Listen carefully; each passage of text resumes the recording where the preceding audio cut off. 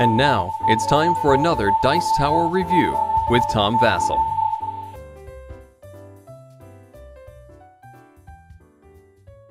Mr. Jack, New York is a sequel of sorts to the first Mr. Jack game. The first Mr. Jack game, I was really kind of surprised that when I heard a lot of good things about it and I played it, and I really wasn't that impressed. Well, this is a sequel. Oddly enough, it has a 14 and older age limit on it, and I'm going to assume that's there simply because of the material.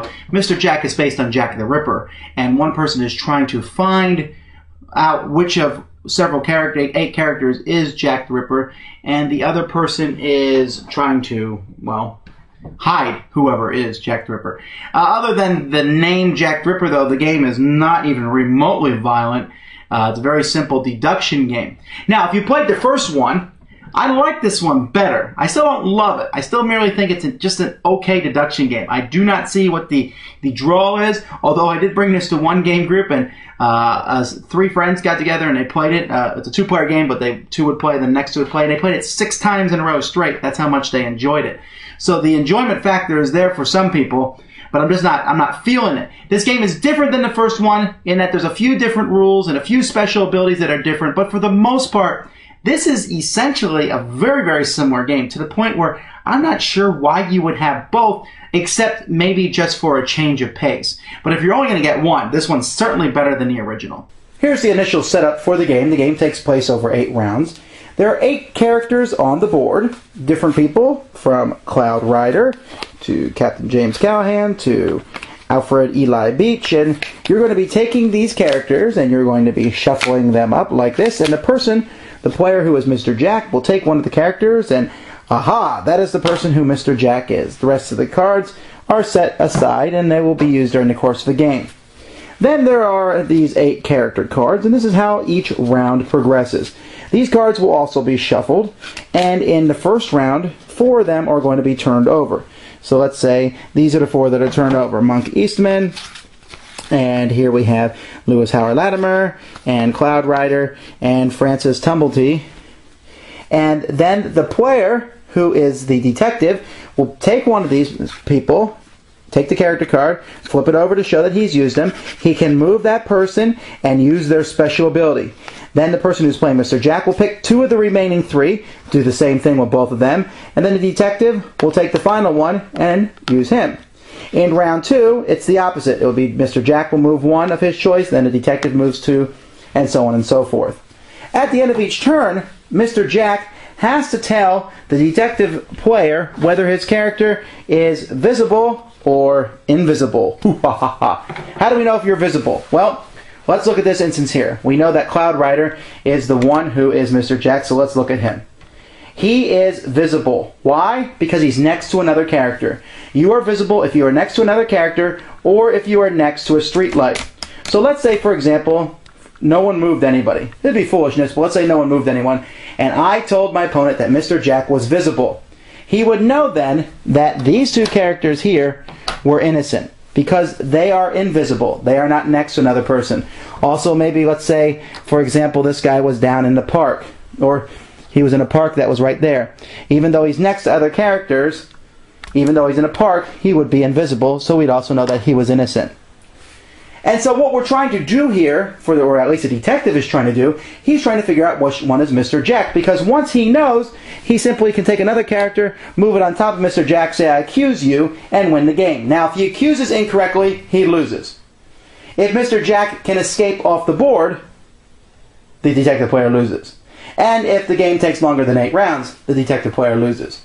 Now, usually, unless you're really playing a very, very clever Mr. Jack, the detective is going to figure out who Mr. Jack is before 8 rounds is up. But then it's a question of catching Mr. Jack, because if Mr. Jack is invisible, the next round he has a chance to get off the game board. He might be able to get off a boat, as long as his police tape isn't in his way. He can escape to a boat. Or he can escape off the board over here. And there's just other different things. And a lot of the board there's subway stations. You can move from one subway station to another subway station. There's an informant up here in the island. You go visit that informant, and right here, and you're able to draw one of these cards. And that, if you're the detective, clears one person for you. And if you are Mr. Jack, keeps the detective from ever clearing that one person. And so each of the characters has special abilities. Some of them let you put out lampposts, some let you put out new subway stations, some let you move the police tape, some let you move ships, some let you switch characters. Each one has their own special ability, and you'll have to look at the game to see how that works out. But the game is one of logic and deduction.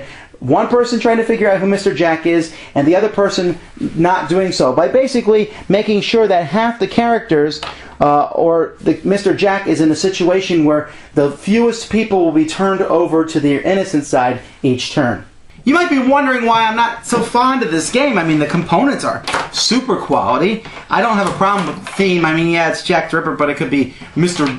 Frank who just robbed the store and you're trying to figure out who he is too. I don't mind that at all. The special powers is a good thing. I don't know. I guess my biggest problem with the game itself is it just seems too samey. Yes, you have 8 different characters with 8 different special abilities. Yes, each game may play out a little differently, but you just narrow it down. Bam, bam, bam, bam. It seems simpler than Clue in some instances. Yeah, there's more tactical decisions to be made here, and I'm sure there are people who are experts at the game who are going to write responses to this review and say you're just not playing it the right way, or you're not playing with people who are very good at the game, and you're probably right.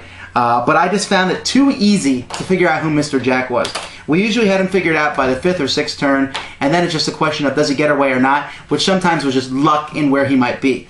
And I know you can maneuver people around, and there are some things about this game I like. I like the subway stations, moving them, stopping them, putting buildings up. There's one character who can move through buildings, using the informant to the best of your abilities. There's a lot of features I like about this game. I don't dislike playing it. I just, after I'm done, I kind of think, is that it? And that's not the first time I played it. We're talking like maybe the 7th or 8th time. I'm still saying, it just doesn't seem like it's that compelling of a game to play. But there are a lot of people who really like this. If you are into logical games at all, this is certainly one that you should check out. It's a good match of wits between 2 players and has some really nice components. So check it out on your own, and you'll see if you like it or not. Thanks for joining us today. For more written, audio, and video reviews, as well as the #1 board game podcast, check out the website at www.thedicetower.com. Until then, this is Eric Summerer, and you've been watching The Dice Tower.